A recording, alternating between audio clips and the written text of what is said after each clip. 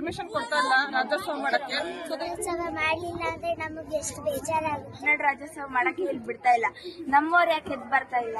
ಮಾಡ್ತಾ ಇದ್ರೆ ನಮ್ಗೆ ಬೇಜಾರಾಗ್ತಾ ಇದೆ. ಕನ್ನಡ ರಾಜ್ಯೋತ್ಸವಕ್ಕೆ ಏನೇನ್ ಮಾಡಿದಾರೋ ಅದೆಲ್ಲ ಕರ್ಮ ರಿಟರ್ನ್ಸ್ ಆಗೇ ಆಗುತ್ತೆ. ಭುವನೇಶ್ವರಿ ತಾಯಿ ಅವ್ರಿಗೆಲ್ಲ ಏನಾದ್ರು ಮಾಡೇ ಮಾಡ್ತಾರೆ, ಕರ್ಮ ರಿಟರ್ನ್ ಆಗೇ ಆಗುತ್ತೆ. ಇದು 10ನೇ ವರ್ಷ ಇದೆ. ಈಗ ಇದು ಕನ್ನಡ ರಾಜ್ಯೋತ್ಸವ ಯಾಕೆ ಹಿಂಗಾಗಿದೆ ಅಂತ ನಮಗೂ ಗೊತ್ತಿಲ್ಲ. ಈ ಮಟ್ಟಕ್ಕೆ ಹೋಗಿ 10 ವರ್ಷದಿಂದ ನಡ್ಕೊಂಡ್ ಬಂದಿದ್ರೆ ಸ್ಟಾಪ್ ಮಾಡಿದಾರಲ್ಲ, ಖಂಡಿತ ಅವ್ರ ದೇವ್ರು ಮೆಚ್ಚೋದಿಲ್ಲ. ನಮ್ಮ ಅಸೋಸಿಯೇಷನ್ ಅವರು ಯಾವುದೇ ಸಪೋರ್ಟ್ ಮಾಡಲಿಲ್ಲ. ಬೇಜಾರಾಗುತ್ತೆ. ನಮ್ದು ಕನ್ನಡ ರಾಜ್ಯೋತ್ಸವ ಮಾಡ್ಲಿಕ್ಕೆ ನಮಗೆ ನಮ್ಮ ಅಸೋಸಿಯೇಷನ್ ಪರ್ಮಿಷನ್ ಕೊಟ್ಟಿದ್ದಾರೆ. ಉಸಿರಾಡಿ ಅವ್ರ ಇದ್ರಲ್ಲೇ ನಾವು ಜೀವನ ಮಾಡ್ತಾ ಇದೀವಿ ಅಂತ ತಿಳ್ಕೊಂಡ್ರು ಅವ್ರ ಕನ್ನಡ ಭಾಷೆಗೆ ಬೆಲೆ ಕೊಡದೆ, ಕನ್ನಡ ನೆಲಕ್ಕೆ ಬೆಲೆ ಕೊಡದೆ ಈ ತರ ಅಡ್ಡಿಯನ್ನು ಉಂಟು ಮಾಡೋದಕ್ಕೆ ಭುವನೇಶ್ವರಿ ತಾಯಿ ಅವರಿಗೆ ಬುದ್ಧಿ ಕೊಡ್ಲಿ. ಕಷ್ಟಪಟ್ಟಿದ್ದೆಲ್ಲ ಬೇಜಾರಾಗ್ತಿದೆ ಇಲ್ಲ, ಆದ್ರೆ ಅದೇನೋ ಅಸೋಸಿಯೇಷನ್ ಅವರೇನೋ ಕ್ಯಾನ್ಸಲ್ ಮಾಡಿದ್ದಾರೆ ಅಂತ. ನಾವು ಜಾಗ ಚೇಂಜ್ ಮಾಡಲ್ಲ, ಏನು ಮಾಡಲ್ಲ. ಇಲ್ಲೇ ನಾವು ನಮ್ಮ ಕನ್ನಡ ನಾಡಿನ ಸಂತೋಷ, ಅದ್ರ ಹೆಮ್ಮೆಯನ್ನ ನಾವು ಇಡೀ ಬ್ರಿಗೇಡಿಗೆ ತೋರಿಸ್ತೀವಿ. ಎಷ್ಟು ದುಃಖ ಆಗ್ಬೇಡ.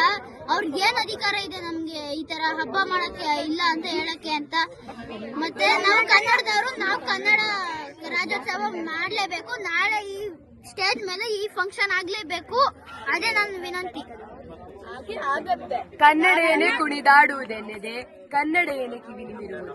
ಇಂಥ ಒಳ್ಳೆ ಒಳ್ಳೆ ಪದ್ಯ, ಇಂಥ ಇಷ್ಟು ವರ್ಷದ ಸಂಸ್ಕೃತಿ, ಅದನ್ನೆಲ್ಲವುದು ನಾವು ಒಂದು ದಿನ ಈ ರಾಜ್ಯೋತ್ಸವದ ದಿವಸ ನಾವು ಆಚರಿಸ್ತೀವಿ.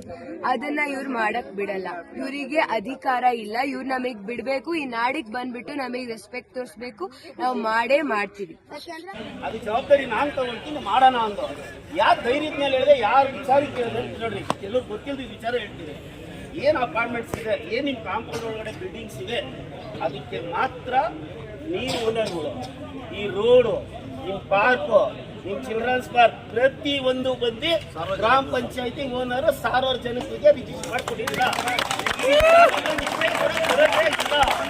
ಅದೇನೇ ಕಾರಣಕ್ಕೂ ಇಷ್ಟೇ ಕೂಡ ಕೊಡೋದೇ ಇಲ್ಲ. ಅವ್ರಿಗೆ ಗೊತ್ತಿಲ್ಲ. ಇವ್ರೇನೋ ಪೇಪರ್ ತಗೊಂಡು ಹಾಕೋರೆ ಕೊಟ್ಟವ್ರೆ, ಅದು ಕ್ಯಾನ್ಸಲ್ ಮಾಡೋದು ಗೊತ್ತು, ಅದು ಬಂದ್ಮೇಲೆ ಫೈಟ್ ಮಾಡೋದು ಗೊತ್ತು, ಮಾಡ್ಬೋದಾಗಿತ್ತು. ಅವತ್ತು ಲೇಡೀಸ್ ಎಲ್ಲ ಬೆಂಬಲ ಕೊಟ್ರಿ. ಎಲ್ಲೂ ಜನ ಬೇಡ ನಿಲ್ಸಿದ್ರು. ಇದೇ ವರ್ಷ ನೀವು ಕಾರ್ಯಕ್ರಮ ನಡೆಸಬೇಕಾದ್ರೆ ಯಾವ ಪರ್ಮಿಷನ್ ತಗೊಳಂಗಿಲ್ಲ. ತಗೋಬೇಕಾದ್ರೆ ನೀವು 2 ಜಾಗ, ಒಂದು ಗ್ರಾಮ ಪಂಚಾಯತಿ, ಒಂದು ಸ್ಟೇಷನ್. ಅದು ಮೈಕ್ ಸೆಟ್ ಏನೋ ಒಂದು 10 ಗಂಟೆ ಗಂಟೆ ಆದ್ರೆ ಮೈಕ್ ಸೆಟ್ ಬೇಡ. 10 ಗಂಟೆ ಮೇಲೆ ನಾವೇನಾದ್ರು ಯೂಸ್ ಮಾಡೋದು ಮೈಕ್ ಸೆಟ್ ತಗೋಬೇಕು.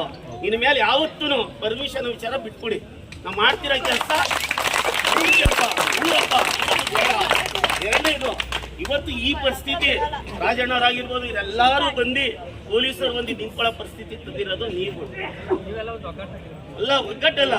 ಒಂದು ಎಲೆಕ್ಷನ್ ಬಂದಾಗ ಸರಿಯಾದ ವ್ಯಕ್ತಿ ಯಾರೋ, ನಾವು ಕನ್ನಡಿಗರೆಲ್ಲ ಒಂದಾಗಿ ಆ ವ್ಯಕ್ತಿನ ಗೆಲ್ಲಿಸ್ಕೊಂಡು ಕೆಲಸ ಗೆಲ್ಲನ ಅನ್ನಲಿಲ್ಲ.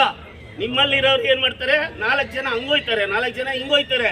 ನಾನು ನಿಂತ್ಕೋಬೇಕು, ನೀನು ನಿಂತ್ಕೋಬೇಕು, ಗೆಲ್ಲೋದು 3ನೇವನು ಅಂತ ಬೇವರ್ಸಿಗಳು ಗೆಲ್ಲಿಸ್ಬಿಟ್ಟು ಇವತ್ತು ಈ ಬಾಳ್ ಬಂದಿದ್ದೀವಿ. ಇದಕ್ಕೆ ಕಾರಣ ಏನೋ, ನಮ್ಮ ಕನ್ನಡಿಗರಲ್ಲೇ ಒಗ್ಗಟ್ಟಿಲ್ಲ, ಒಬ್ರಿಗೊಬ್ರು ಇರ್ತಾರೆ. ಇನ್ನೊಂದು ಇಲ್ಲಿ ಪ್ರಾಬ್ಲಮ್ ಏನ್ ಮಾಡ್ಕೊಳ್ತಾರೆ ಇವರು, ಮೇನ್ ಆಗಿ ಪ್ರಾಬ್ಲಮ್ ಇಲ್ಲಿ ಮಾಡ್ಕೊಳ್ಳೋದು, ಎಲೆಕ್ಷನ್ ಅಂತ ಬಂದಾಗ 10 ನಿಮಿಷ ಕುತ್ಕೊಂಡು ನಮ್ಮ ಕನ್ನಡ ಅವ್ರು ಏನು ಶರ್ಮನ್ ವಿಚಾರ ಮಾತಾಡ್ತಾ ಇದೀವಿ. ಎಲ್ಲರೂ ಬಂದಿರೋಂತ ಸ್ನೇಹಿತರಿಗೆಲ್ಲ ಏನ್ ಗೊತ್ತು, ಶರ್ಮನ್ ವಿಚಾರ ಮಾತ್ರ ಹೇಳ್ತಿದೀವಿ. ಅದೇ ಶರ್ಮನ್ ಜೊತೆ ನಮ್ಮ ಕನ್ನಡಿಗರು ಇಲ್ವಾ 5 ಜನ. ಉಪಾಧ್ಯಕ್ಷ ಯಾರು, ಕನ್ನಡಿಗ ಅಲ್ವಾ? ಅವನಿಗೆ ಇನ್ನೊಂದು ಸೆಕ್ರೆಟರಿ ಯಾರು, ಕನ್ನಡಿಗ ಅಲ್ವಾ? ಅವ್ರ ವಿಚಾರ ಯಾಕೆ ಮಾತಾಡಲ್ಲ? ಅವ್ನು ರೈ ಯಾರು, ಅವ್ನು ಕನ್ನಡದವ್ನಲ್ವಾ? ಯಾಕೆ ಅವ್ನ ವಿಚಾರ ಮಾತಾಡಲ್ಲ? ಅವ್ನು ಯಾವನು ನಾವ್ಯಾಕೆ ಹೈಲೈಟ್ ಮಾಡ್ಬೇಕ್ರಿ? ನಮ್ಮವ್ರಿಗೆ ನಾವು ಒಂದು ಬುದ್ಧಿ ಕಲ್ಸನ, ಅದ್ರ ಬಗ್ಗೆ ಮಾತಾಡ್ರಿ. ಅದ್ರ ಬಗ್ಗೆ ಯಾವ ಮಾತಾಡೋದು? ನಾವು ವೋಟ್ ಹಾಕಿ ಉಪಾಧ್ಯಕ್ಷ ಮಾಡಿ ಇವತ್ತು ನಿಂತ್ಕೊಂಡು ನಮ್ಮ ಕಷ್ಟಕ್ಕಿಲ್ಲಂದ್ರೆ ಅಂತವ್ರು ಏನ್ ತೆಗಿಬೇಕು? ಅವ್ರ ಬಗ್ಗೆ ಮಾತಾಡ್ಬೇಕು. ನಮ್ಮ ಮನೇಲಿ ಇರೋನ ಕೂತ ನಾವು ರೆಡಿ ಮಾಡ್ಕೊಂಡ್ರೆ ಊರ್ ರೆಡಿ ಆಗುತ್ತೆ, ಊರ್ ರೆಡಿ ಆದ್ರೆ ದೇಶ ರೆಡಿ ಆಗುತ್ತೆ. ನಮ್ಮಲ್ಲೇ 100 ಪಾಯಿಂಟ್ ಇಟ್ಕೊಂಡು ಯಾವನ ಶರ್ಮಾ ಅಂತ ಅವನಿಗೆ ಯಾವ ಹೈಲೈಟ್ ಮಾಡೋಣ, ಬಂದ್ರೆ ಓದ್ ಕಳ್ಸೋಣ. ಇದೇ 16ನೇ ತಾರೀಕು ಕನ್ನಡೋತ್ಸವ ಮಾಡೇ ಮಾಡ್ತೀವಿ. ದಯವಿಟ್ಟು ಮಾತಾಡೋಕ್ಕೆ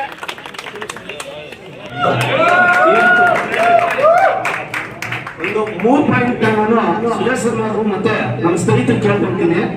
3 ಪಾಯಿಂಟ್ ಅಂದ್ರೆ, ಮೊದಲನೇ ಪಾಯಿಂಟ್, ಒಂದು ಮೊಬೈಲ್ ಅಲ್ಲಿ ಮಕ್ಕಳ ಬಗ್ಗೆ ಏನು ಹಾಕಿದ್ದೀರಾ ಅದು ಎರಡನೇದು ಬಂದು ಯಾರೇ ಒಂದು ಸಣ್ಣ ಪುಟ್ಟ ಗಾಡಿ ನಿಲ್ಸೋದ್ರಲ್ಲೋ ಒಂದು ರಾಂಗ್ ಸೈಡ್ ಬಂದಿದ್ಕೋ ನೀವು ಪೊಲೀಸ್ ತರ ಫೈನ್ ಹಾಕಾಗ ಬದಲಾವಣೆ ತರಬೇಕು. ಯಾಕಂದ್ರೆ ಬುದ್ಧಿ ಹೇಳಿ ಕಲಿಸ್ರಿ. ನೀವು ಏಕಮಾಗಿ 50,000 60,000 ಲಕ್ಷ ಅದಕ್ಕೆ ಬರ್ತಾ ಇದ್ದೀನಿ. ನಿಮ್ಗೆ ಸಹಕಾರ ಕೊಡ್ಲಿಕ್ಕೆ ಇನ್ನೊಂದು ಬೇರೆ ವರ್ಡ್ ಹೇಳ್ತೀನಿ. ನನಗೆ ನಾವೇನು ಪ್ರಜಾಪ್ರಭುತ್ವ ವ್ಯವಸ್ಥೆಯಲ್ಲಿ ಇದೀವೋ, ನೀವು ಬ್ರಿಟಿಷ್ನವರ? ನೀವು ಬ್ರಿಟಿಷ್ನವರು ಕಪ್ಪ ಕೊಡಬೇಕು ಅಂತ ಹೇಳಿ ಹೇಳ್ತಿದ್ರು ನಮ್ಮ ಮೇಲೆ. ನೀವು ಕನ್ನಡಿಗರು ಆಗಲ್ಲ, ದಯವಿಟ್ಟು ಏನಾದ್ರು ಫೈನ್ ಹಾಕಿದ್ರೆ ನೀವು ಕನ್ನಡಿಗರಲ್ಲ, ಬ್ರಿಟಿಷರು ಅಂತ ನಾವು ಪರಿಗಣಿಸ್ಬೇಕಾಗ್ತದೆ. ಸರಿ, ಇವಾಗ ನಾಳೆ 16ನೇ ತಾರೀಕು ಏನ್ 5 ಗಂಟೆಗೆ ನಮ್ಮ ಕಾರ್ಯಕ್ರಮ ಸ್ಟಾರ್ಟ್ ಆಗುತ್ತೆ. ಅವತ್ತು ABC ಸರ್ಕಲ್ ಅಲ್ಲಿ ನಾವು ಭುವನೇಶ್ವರಿದ ಮೊದಲಿಂದ ಪೂಜೆ ಮಾಡ್ತೀವಿ. ಇನ್ನೊಂದು ತಿಂಗಳ ಒಳಗಡೆ ಅದೇ ಜಾಗದಲ್ಲಿ ಈ ನವೆಂಬರ್ ಮುಗಿಯೋದ್ರೊಳಗಡೆ ನಾವು ಪುತ್ಲಿ ರೈಟ್ ಮಾಡೋಂತ ಪೂರ್ತಿ ಪಾನ್ಸರ್ ನಾನ್ ಮಾಡ್ತೀನಿ. ಇದಕ್ಕೆ ಸುಭಾಷ್ ಶರ್ಮಾ ಮತ್ತೆ ಇವರು ಏನ್ ಮೀಟಿಂಗ್ ಇಟ್ಟಿಕೊಂಡಿರ್ತಾರೆ, ಆ ಮೀಟಿಂಗ್ ಅಲ್ಲಿ ಒಂದು ರೆಗ್ಯುಲೇಷನ್ ಮಾಡಿ ಇಲ್ಲಿ ಪ್ರತಿ ವರ್ಷ ಆ ಪುತ್ಲಿ ಹತ್ರನೇ ನಮ್ಮದು ನವೆಂಬರ್ 1 ದಿವಸ ಕಾರ್ಯಕ್ರಮ ನಡೀಬೇಕು, ಕನ್ನಡ ರಾಷ್ಟ್ರ ನಡೀಬೇಕು. ಅದಕ್ಕೆ ದಯವಿಟ್ಟು ಸಹಕಾರ ಮಾಡಿಕೊಳ್ಬೇಕು.